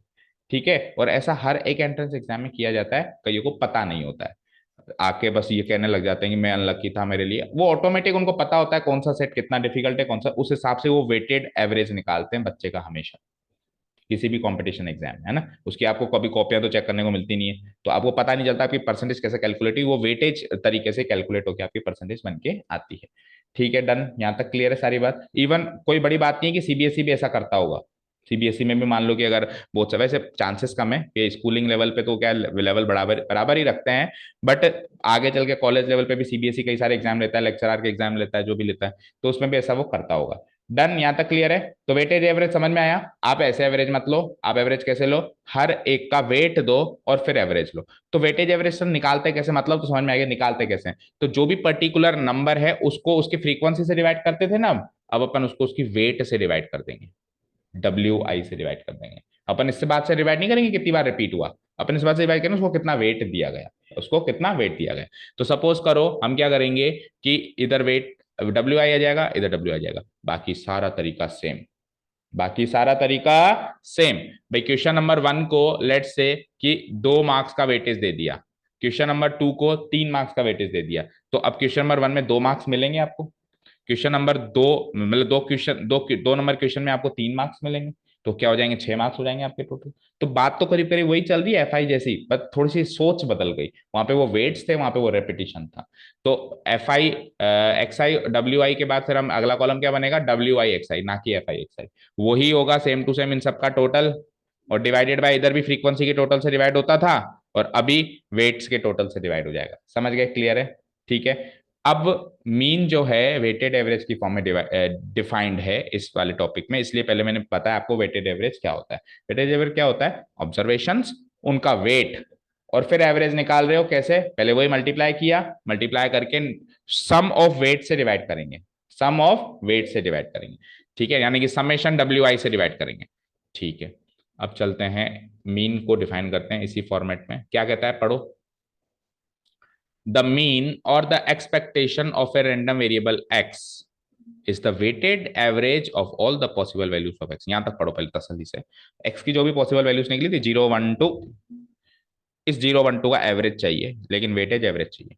सर वेटेज एवरेज में तो वेट बताओ, फिर 0 को कितना वेट है, 1 को कितना वेट है, 2 को वेट बताओगे तभी तो वेटेड एवरेज निकालूंगी मैं। अभी मैंने कहा 0 1 2 का एवरेज निकालो, तो आप क्या करते हो, 0 + 1 + 2 डिवाइडेड बाई 3 ऐसे ही करोगे, 0 + 1 + 2 डिवाइडेड बाई 3 ऐसे करोगे। नहीं नहीं नहीं, एवरेज नहीं, वेटेड एवरेज। तो खुशी कहेगी सर फिर वेट तो दो, जीरो को कुछ वेट दो, वन को कुछ वेट दो, मान लो जीरो सबसे कम डिफिकल्ट था तो उसको कम वेट दो, इस तरीके से वेट दो। तो मैंने कहा एक काम कर, प्रोबेबिलिटी निकाली थी तूने, वही उसका वेट मान ले। प्रोबेबिलिटी निकाली थी आपने, वही उसका वेट मान ले। Where weights are given as the respective probabilities of the all the possible values of. Mean क्या है? एक्स की पॉसिबल वैल्यूज जो 0 1 2 थी उसका वेटेज एवरेज है, वेटेड एवरेज है। सर वेट्स क्या है? उसकी प्रोबेबिलिटीज ही उसके weights. Is this thing clear to you? ठीक है। तो लेट द पॉसिबल वैल्यूज, मान लो एक्स की पॉसिबल वैल्यूज हम x1 x2 x3 up to xn मानते हैं, और प्रोबेबिलिटीज को हम generally p1 p2 p3 p4 मानते हैं। तो यही लोग इसकी वेट का काम करेंगे। अब अपन क्या करते थे, हर एक को अपने अपने वेट से डिवाइड मल्टीप्लाई करते थे। दैट मीन्स हर एक को अपनी अपनी प्रोबेबिलिटी से मल्टीप्लाई करना है। जीरो को उसकी प्रोबेबिलिटी से मल्टीप्लाई करना है, वन को उसकी प्रोबेबिलिटी से मल्टीप्लाई करना है, टू को उसकी प्रोबेबिलिटी से मल्टीप्लाई करना है, और फिर उस कॉलम का सम निकालते थे। वही करना है, summation x I P I. पहले summation x I F I चलता था, वेटेज में summation x I W I हो गया। अब फाइनली क्या हो गया, summation x I P I. Formula तो वही चल रहा है मीन निकालने का। ठीक है। सो नाउ द मीन या फिर एक्सपेक्टेशन, एक मिनट रुको, इसको थोड़ा सा अलग दिखा दे। ये तो है हमारे ऑब्जर्वेशंस, ये है हमारे उसके वेट्स या फिर प्रोबेबिलिटीज। डन, दिख रहे हैं अलग? ठीक है, अभी डिस्टिंग्विश कर पाओगे अब, है ना? अब मीन या expectation of a random variable x is given by this formula. आप पहले इस फॉर्मूला को ध्यान से देखो। ये फॉर्मूला में कोई कोई दिक्कत है क्या? अपन क्या करते थे, summation F I X I divided by summation F I, ये करते थे। अभी एफ आई की जगह पहले तो डब्ल्यू आई आया एक बार के लिए, और अब क्या आ गया, वो वेट भी क्या हो गया, प्रोबेबिलिटी होगी, तो एक्स आई पी आई। हर एक को अपनी अपनी प्रोबेबिलिटी से डिवाइड कराओ। सर इसका क्या मतलब है, कई बार पहले बता चुके हैं, I where I ranges from 1 to n, मतलब ये x1 p1, फिर x2 p2, फिर x3 p3, ऐसे करके सबको जोड़ना है। तो सर 1 2 3 कहां तक जाऊं, n तक जाओ, जितने भी गिवन है। और सिमिलरली नीचे भी समेशन पी आई p1 plus p2 plus p3, पहले f1 plus f2 plus f3 करते थे, अभी क्या करूंगा, p1 plus p2 plus p3, और कहां तक जाना है, जितने भी नंबर ऑफ ऑब्जर्वेशन, कितने भी n number of observation given है वहां तक जाओ। डन, ये फॉर्मूला क्लियर है? अब इस फॉर्मूले, ये तो है बेसिक फॉर्मूला, किसी को कुछ भी नहीं आता है, किसी को बस ये अप्रोच ये पता है, मीन क्या होता है, एक्सपेक्टेशन क्या होता है प्रोबेबिलिटी की दुनिया में, तो इस फॉर्मूले से वो निकालना शुरू करेगा और आंसर भी आएगा। बट अब थोड़ा सा और एनालिसिस करें तो ध्यान से सुनना। रैंडम वेरिएबल और उसके डिस्ट्रीब्यूशन में हमने सीखी थी कि इसकी वैल्यू तो 1 होती है। सबकी प्रोबेबिलिटी का सम 1 आया था ना, आया था। तो कुछ होगा क्या इसकी जगह? नहीं होगा, फॉर्मूला केवल इतना सा रहेगा। ठीक है, फॉर्मूला मीन निकालने का केवल और केवल कितना सा रह गया, बड़ा ही आसान सा। अपनी अपनी 0 1 2 को उनकी प्रोबेबिलिटी से मल्टीप्लाई करके जोड़ दो, दैट्स इट, यही मीन है। बस जोड़ देना ही मीन है, डिवाइड करने की जरूरत नहीं पड़ी, क्योंकि वो तो हर हाल में वन आएगा। पर वन नहीं आ रहा तो आपने पहले ही गलती कर दी। नहीं, क्वेश्चन क्यों गलत है, आप भी गलती कर सकते हो। आपने कोई सैंपल पॉइंट छोड़ दिया, तभी तो वो काउंट नहीं हुआ, उसकी प्रोबेबिलिटी का सम वन नहीं है। डन। ठीक है, तो इसके नीचे यही बात लिखी हुई है कि we know that summation p I where I ranges from n equal to 1 होता है। सो मीन ऑफ एक्स, जिसको अपन किस किस से डिनोट कर सकते हैं, देखो, मीन ऑफ एक्स कह सकते हो, म्यू साइन से कह सकते हो, एक्सपेक्टेशन ऑफ एक्स से कह सकते हो, फॉर्मूला के फॉर्म में केवल और केवल यही बात निकल के आई, क्योंकि इसकी वैल्यू तो 1 हो गई। समझ में आ गया? डन है मामला, मीन कंप्लीट। अब मीन के बाद फोर्थ स्टेज आ गई। अब जो है वेरिएंस है, स्टैंडर्ड डिवीजन तो मैंने बताया सिंगल लाइन का। एक लास्ट टॉपिक और बचता है, फिर हमारा इंट्रोडक्शन कवर होता है। वेरिएंस थोड़ा सा टिपिकल लगेगा, बट इतना भी नहीं है, बेसिक से पकड़ के चलो। अभी तक सबको पकड़ के चले तो कुछ डिफिकल्ट चीज नहीं लगी, है ना? अब चलते हैं वेरिएंस। तो वेरिएंस का मतलब समझ लेते हैं एक बार। वेरिएंस का हम क्या समझ लेते हैं, मतलब समझ लेते हैं। वैसे तो मैंने आपको बता दिया कि हर एक ऑब्जर्वेशन मीन से कितना दूर है, इसको एस्टिमेट कर रहा हूं मैं। इसको क्या कर रहा हूं मैं, एस्टिमेट। इसको मैं सोच रहा हूं, देखो, कुछ ऑब्जर्वेशंस का एवरेज 50 आ सकता है, आ सकता है। किस किस का 50 आ सकता है, देखना ध्यान से। एग्जाम्पल देते हैं चलो। सर इसकी जरूरत क्यों होती है, क्योंकि सबसे पहले हमको ये सोचना चाहिए कि इसकी जरूरत क्यों होती है ना। जरूरत इसलिए होती है कि देखो, एक बैट्समैन ने 49, 50 और 51 रन बनाए 3 मैचेस में, और एक बैट्समैन ने 0, 50 और 100 रन बनाए 3 मैचेस में। ध्यान से देखो बेटा, इसका एवरेज भी 50 है, इसका एवरेज भी 50 है। तो मीन या फिर एवरेज ने आपको क्लियर पिक्चर ही नहीं दिखाई, दिखाई क्या? बैट्समैन ए ने भी 50 रन मारे, सपोज करो मुझे अगले मैच में किसी एक बैट्समैन को सेलेक्ट करना है, तो कोई बैठा था वहां पे, मैथमेटिशियन स्टेटिस्टिशियन, उसने कहा कि एक काम करो ना यार, पिछले 3 मैचेस का एवरेज देख लो किसने ज्यादा बनाया। ये लो बराबर निकल गया, एवरेज तो बराबर निकल गया। यानी एवरेज हमेशा आपको क्लियर पिक्चर नहीं दिखाता, कुछ और भी सोचना पड़ता है। तो हम क्या सोचेंगे कि एवरेज से कितना दूर है, तो ये तो अपने एवरेज के नजदीक ही है, इसकी सारी इनिंग्स एवरेज के नजदीक ही एक एक की दूरी में, और ये अपने एवरेज से बहुत दूर है, तो इसका वेरिएंस ज्यादा आएगा। इसका वेरिएंस जो जितना दूर है उसका वेरिएंस उतना ज्यादा आएगा, जो जितना कम दूर है उसका वेरिएंस, वेरिएबिलिटी मतलब, वेरिएबिलिटी समझते हो, वेरिएशन, वो अपने एवरेज से कितना वेरिएट होता है, कितना वेरी करता है ना, वो तो है उसकी वेरिएबिलिटी। तो जो कम वेरी करता है वो है कम वेरिएंस वाला। तो ऑब्वियसली मैं किसको सिलेक्ट करूंगा, इसको सिलेक्ट करूंगा, क्योंकि ये तो लप्पा मार दिख रहा है, आ जाएगा पहली बॉल भी उठा लेगा, 0 भी बना सकता है, 100 भी बना सकता है, 50 एवरेज 50 आ रहा है, बट है लप्पा मार। अब हो सकता है किसी सिचुएशन में ये भी उपयोगी हो, मान लो मेरे को 6 रन पे 36 रन चाहिए, 6 बॉल पे 36 रन चाहिए, तो मैं इसको उतारूंगा लप्पे मारूंगा। मान लो मुझे 6 बॉल पे 2 ही रन चाहिए, तो मैं स्टेबल बैट्समैन को उतारूंगा, उसको जो अपने एवरेज के आसपास रन बनाता है, उसका एवरेज 30 है तो आसपास ही रन बनाता है, 28 29 30 32 इतने रन बनाता है, और कोई अपने एवरेज से बहुत दूर दूर के रन बनाता है। तो वेरिएबिलिटी समझ में आई, जरूरत क्यों पड़ी वेरिएबिलिटी की, ये चेक करने के लिए कि अपने मीन से आप कितना वेरी करते हो, ये चेक करने के लिए एक टॉपिक की जरूरत पड़ी जिसको अपन कहते हैं variance oblique variability, variance oblique variability. अब डेफिनेशन क्या है, अभी जो मैंने बताई वैसी डेफिनेशन है बेटा। क्या है डेफिनेशन, चेक करते हैं इन सिंपल टर्म्स, सिंपल सी भाषा में। Variance means how far is the mean from the given observation, दिए हुए ऑब्जर्वेशन से उसका मीन कितना कितना दूर है, इसको चेक करो, यही है वेरिएंस। फिर आगे क्या करना है वो बताता हूँ, सिंपल सी भाषा में समझ गए, how far is the mean from it the given observation. ठीक है, अब सुनो, इसका मतलब वेरिएंस छोटा होगा जब वैल्यूज ऑफ रैंडम वेरिएबल नजदीक होगी, जैसे अभी वेरिएंस 50 49 50 और 51 में वेरिएंस कम होगा क्योंकि आपकी वैल्यूज नजदीक हैं, है ना, 49 भी 50 के नजदीक है, 50 तो 50 सही सही, और 51 भी 50 के नजदीक है। और वेरिएंस जो है वाइसी वर्सा हो जाएगा ना, उल्टा हो जाएगा, अगर लार्ज हो जाएगा अगर आपकी वैल्यूज आपके एवरेज से बहुत दूर दूर है, तो वेरिएंस बड़ा हो जाएगा। तो आप खुद सोचो, वेरिएंस छोटा वाला प्रेफर करना होगा या वेरिएंस बड़ा वाला, छोटा जनरल केसेस में। वैसे पर्टिकुलर केस में तो बड़ा वाला, जैसे मैंने कहा कि बैट्समैन सिचुएशन ऐसी कि 6 बॉलों पे 36 रन चाहिए, तो ऐसा नहीं है कि बड़ा वाला भी प्रेफर करना पड़ेगा, लेकिन जनरल 100 में से 90 बार तो मैं उसी बैट्समैन को प्रेफर करूंगा जो अपने वेरी एवरेज के आसपास के रन बनाता हो, यानी 49 50 51 वाले को।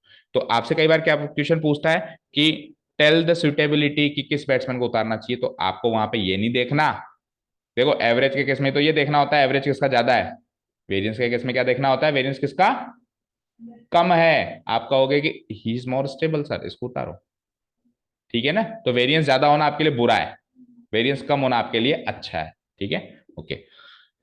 चलिए अब इसको निकालते कैसे हैं उसकी बात करते हैं।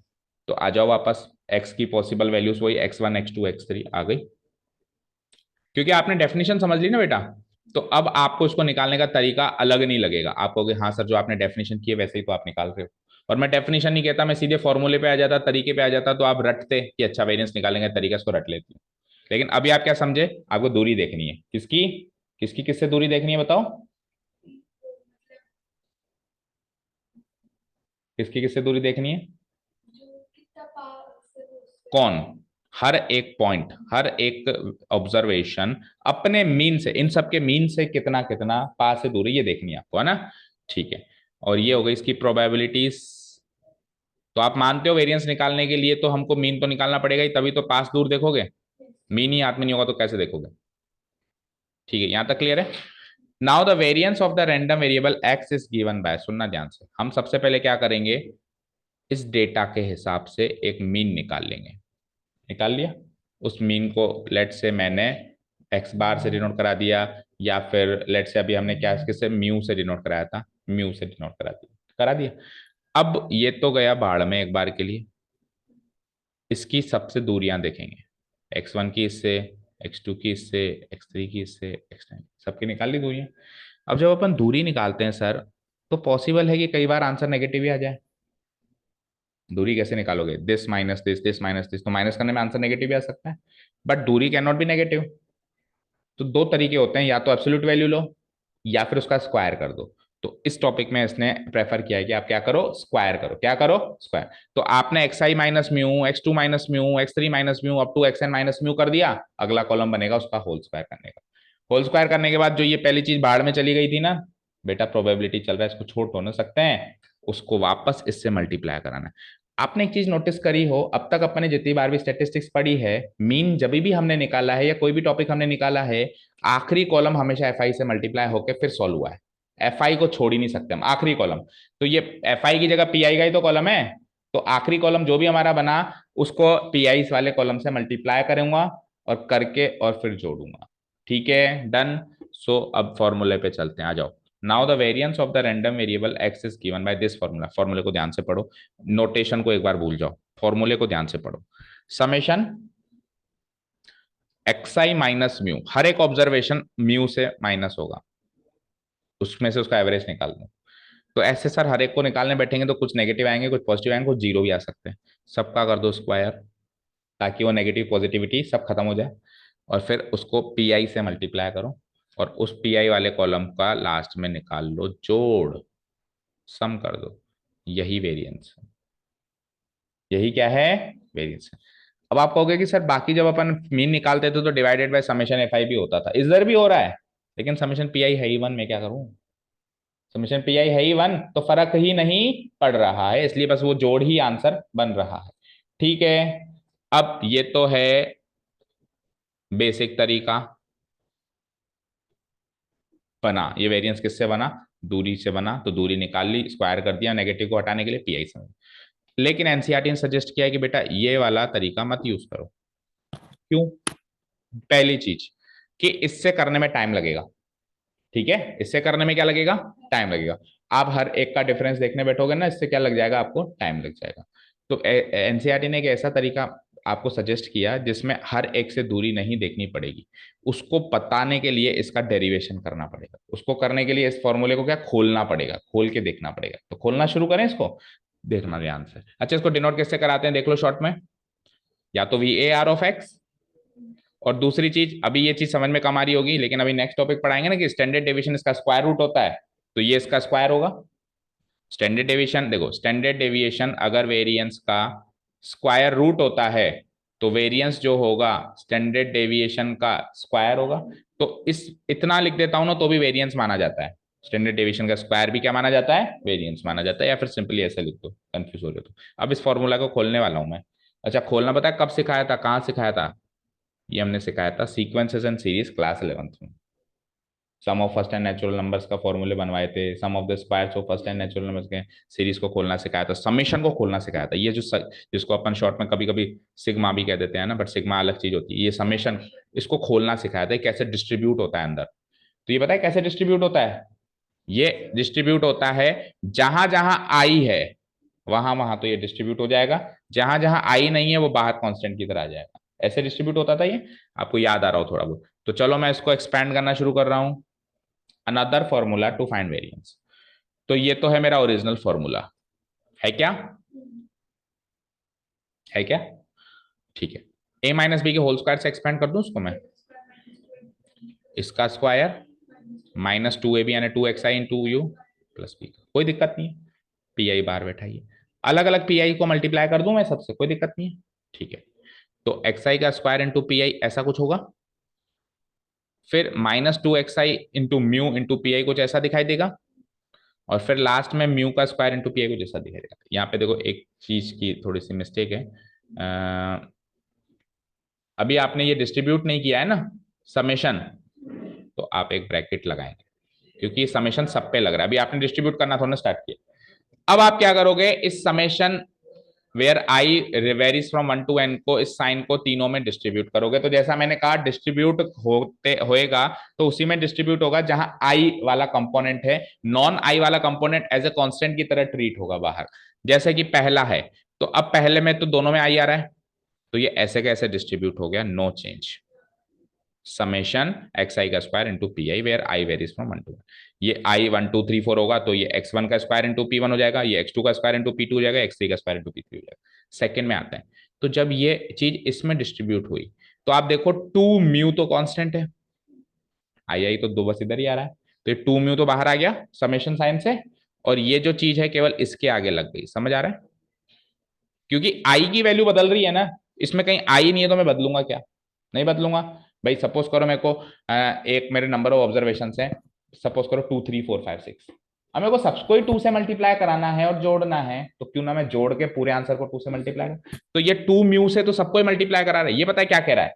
ये कह रहा है x1 p1 को 2 म्यू से मल्टीप्लाई करा, x2 p2 को 2 म्यू से मल्टीप्लाई करा, x3 p3 को 2 म्यू से, और फिर जोड़ बैठ के। बेवकूफ हूं गया मैं? नहीं। मैं क्या करूंगा, मैं पहले 2 म्यू को बाहर रखूंगा, मैं पहले x1 p1 को x2 p2 को जोड़ के आऊंगा, और जोड़ को उस सम को मैं 2 म्यू से मल्टीप्लाई करूंगा। और तीसरे केस में तो म्यू स्क्वायर हो जाएगा कॉमन बाहर, मतलब कॉमन क्या कह सकते हो, as a constant quantity treat होगी फिक्स है, तो पी आई अंदर रह जाएगा, समेशन पी आई। देखो इधर, यहाँ पे ये, यहाँ पे ये, और यहाँ पे ये पूरा, ये दोनों चीजें कांस्टेंट की तरह ट्रीट होगी। यहां तक समझ में आया? ठीक है। मुझे बताओ इसकी वैल्यू क्या होती है जल्दी से, इस वाले पार्ट की वैल्यू क्या होती है? Very good. तो 1 × म्यू स्क्वायर क्या हो जाएगा? Mu square. ठीक है, तो इसको हटा के मैं म्यू स्क्वायर लिख दूं। ठीक है। मुझे बताओ ये क्या चीज दिख रही है, देखना ध्यान से।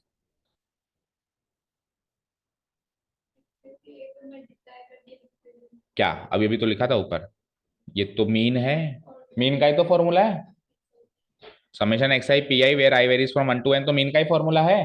तो मीन को म्यू से डिनोट कराता हूँ, यहाँ पे म्यू क्या था, म्यू मीन का ही तो स्क्वायर ही है, तो उसको मैं सिंपली म्यू लिख सकता हूँ। और आगे 2 म्यू और है, तो 2 म्यू × म्यू, 2 म्यू स्क्वायर, और माइनस का 2 म्यू स्क्वायर, और वहां पे प्लस का म्यू स्क्वायर, तो ये दोनों सॉल्व होके क्या हो गए, माइनस का म्यू स्क्वायर, और वहां पे तो कुछ बनेगा नहीं। तो फाइनल फॉर्मूला ऐसा होता है जिसके अंदर ये सब खत्म, केवल क्या आ जाता है, माइनस म्यू स्क्वायर। करना क्या है, अब सुनना ध्यान से। करना यह है कि एक्स आई और पी आई देगा आपको, आपको एक्स आई का सबसे अलग अलग डिफरेंस नहीं देखना, आपको पहला काम करना है एक्स आई का स्क्वायर बनाना। ये आपको एक्स आई देगा, ये आपको एक्स आई देगा, ये आपको मतलब देगा क्या, वो भी खैर आपको ही बनाना है ना, आपको तो रैंडम वेरिएबल गेम बना के देगा, भाई ये गेम है सब बनाओ उसमें से बैठ के, ये देगा। पहला काम क्या करना है, आपको एक्स आई का स्क्वायर वाले कॉलम बनाना है, बना दिए। फिर आपको एक्स आई स्क्वायर इंटू पी आई करना है, x I square into P I, sorry P I लिख दिया केवल मैंने, एक्स आई स्क्वायर इंटू पी आई, इसका सम करना है। कर दिया, ये तो आ जाएगा यहाँ पे, और आपको अलग से मीन निकाल लेना है, और मीन के स्क्वायर को इसमें से माइनस कर देना। तो आपको अलग अलग ऑब्जर्वेशन को मीन से अलग अलग करने की जरूरत नहीं पड़ी ना, नहीं पड़ी ना, समझ गए? सो ये फॉर्मूला उन्होंने सजेस्ट किया है। इस फॉर्मूले को शॉर्ट में कैसे लिखते हैं, देखो ऐसे लिखते हैं, ये फॉर्मूला देखो, -2 म्यू स्क्वायर हो गया प्लस म्यू स्क्वायर, अभी अभी मैंने बताया क्यों हुआ, ये दो कारणों से हुआ, क्योंकि इसकी वैल्यू 1 है एंड क्योंकि इसकी वैल्यू म्यू है, तो म्यू स्क्वायर इंटू 1 ये म्यू स्क्वायर हो गया, और ये -2 mu into single mu -2 mu square हो गया, और ये दोनों फिर सॉल्व होके माइनस म्यू स्क्वायर है ना। ठीक है, तो इस फॉर्मूले को शॉर्ट में मैं पढ़ूं तो ऐसे पढ़ा जाएगा, कैसे कि ये फॉर्मूला बन गया फाइनली मेरा, इसको कैसे पढ़ा जाएगा, इसको ऐसे पढ़ा जाएगा, ये क्या है, ये एक्सपेक्टेशन ऑफ एक्स का स्क्वायर है, म्यू क्या है, एक्सपेक्टेशन ऑफ एक्स, उसका स्क्वायर, तो क्या पढ़ूंगा मैं इसको, एक्सपेक्टेशन ऑफ एक्स का होल स्क्वायर, ऐसे पढ़ूंगा। और ये पता है क्या है, इसको कैसे रीड करोगे, देखो इधर स्क्रीन पे, इसको पता है कैसे रीड करेंगे, देखो summation x I P I को मैं एक्सपेक्टेशन ऑफ एक्स कहता था, तो समेशन एक्स आई का स्क्वायर इंटू पी आई को मैं summation expectation of x square कह दूंगा। फिर से सुनो, summation x I P I को मैं एक्सपेक्टेशन ऑफ एक्स कहता था, तो समेशन एक्स आई स्क्वायर इंटू पी आई को मैं क्या कह दूंगा, expectation of what, expectation of x square, expectation of x square का एक्सपेक्टेशन, एक्स स्क्वायर का मीन है ये किसका मीन है, एक्स स्क्वायर। तो आंसर पता है क्या है, वेरिएंस का आंसर क्या है, एक्स स्क्वायर के मीन में से एक्स के मीन का होल स्क्वायर, फिर से बोलो, एक्स स्क्वायर के मीन में से एक्स के मीन का होल स्क्वायर, दूसरी भाषा में कहूं, एक्स स्क्वायर के एक्सपेक्टेशन में से, या फिर expectation of x square minus whole square of expectation of x. ठीक है, ये समझ आया? ठीक है, तो इस फॉर्मूले को मैं ऐसे लिख सकता हूं, भाई इसको तो ऐसे कैसे कॉपी पेस्ट कर दिया, और म्यू निकालने का फॉर्मूला आपको पता है ही सही, और लगा दिया, और लगा के क्या लिख दिया देखो, एक्स टू माइनस ये तो E X square, expectation of x square minus जो भी एक्सपेक्टेशन ऑफ एक्स थी उसका होल होल स्क्वायर। तो ये फॉर्मूला सजेस्ट किया एनसीईआरटी ने हमको एग्जाम में, इससे वेरिएंस निकाल के आना है। फॉर्मूला याद हुआ क्या? हो गया? आप मानते हो एक्सपेक्टेशन ऑफ एक्स तो निकालनी पड़ेगी, देखो यहाँ पे देखो, एक्स एक्स स्क्वायर तो चलो इसी में निकालनी पड़ रही है, एक्सपेक्टेशन ऑफ एक्स स्क्वायर तो इसी में निकालनी पड़ रही है, लेकिन एक्सपेक्टेशन ऑफ एक्स भी निकालनी पड़ेगी, उसका होल स्क्वायर, उस सिंगल वैल्यू का होल स्क्वायर करना है, ठीक है। Now what, last but not the least, standard deviation, nothing but the positive square root of variance. ये तो मतलब एक तरीके से बस एक कॉम्प्लीमेंट्री, खाना खाने गए थे, आइसक्रीम खिला दी किसी ने, ठीक है ना, जरूरत नहीं लग रही थी बट फिर भी ठीक है खिला दी, वैसा वाला टॉपिक है ना। क्योंकि सारी अंडरस्टैंडिंग तो वेरिएंस से पता चली जाती है, तो फालतू का टॉपिक है एक तरीके से, पर है तो है, ठीक है ना, कुछ सोच समझ के दिया होगा। चलो, the standard deviation of the random variable x is the positive square root of the variance of the random variable x. Random variable x के वेरिएंस आपने निकाला बड़ी मेहनत करके, उसका पॉजिटिव स्क्वायर रूट लेना, क्योंकि स्क्वायर रूट दो होते हैं, पॉजिटिव और नेगेटिव।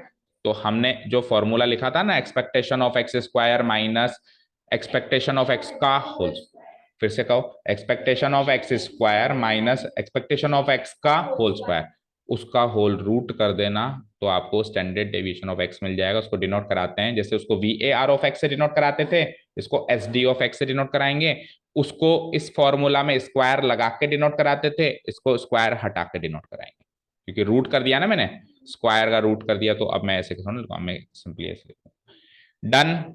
सो पांचों टॉपिक कवर, पांचों टॉपिक कवर। सबसे पहला टॉपिक क्या था? रैंडम वेरिएबल गेम को बनाना।